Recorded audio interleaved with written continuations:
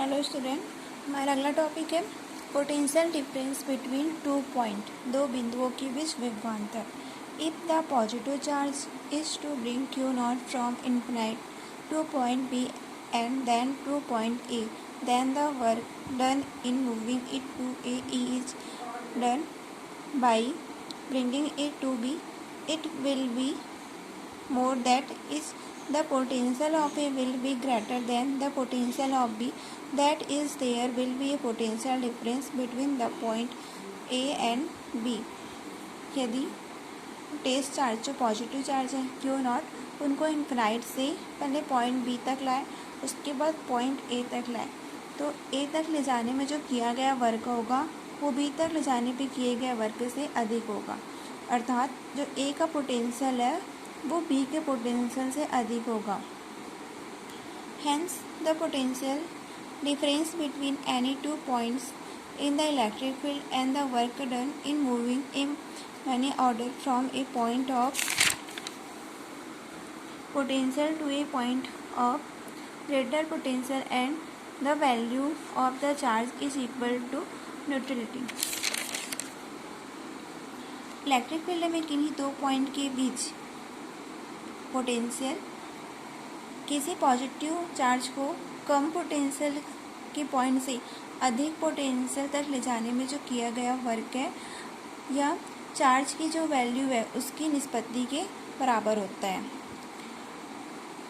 यहाँ पे test charge Q not को पॉइंट बी से तक लाने पे जिस पर वर्क हो रहा है तो उसका potential,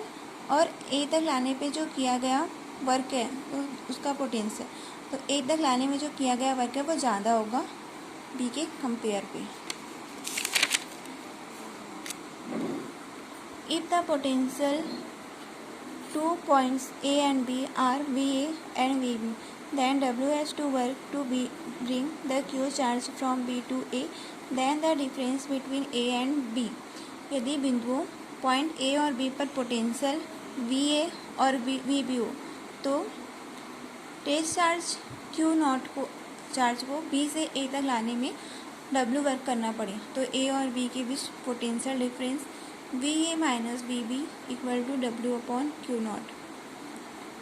The unit of work is joule and the unit of charge is coulomb. Therefore, the unit of potential difference is joule प्रति coulomb। कार्य का मात्रक वर्क का यूनिट होता है जूल और चार्ज का यूनिट होता है कूलम्ब, तो पोटेंशियल का यूनिट होगा जूल पर coulomb. If W equal to 1 joule और Q naught equal to 1 coulomb हो तो V A minus V B, यहाँ पर W की जगह रख देंगे 1 जूल और क्यू नॉट की जगह रख देंगे 1 कूलम्ब, तो इक्वल टू जूल प्रति coulomb 1 volt equal to 1 volt आ जाएगा। Therefore, the potential difference between any two points would be 1 volt if plus 1 coulomb charge had to work 1 joule to bring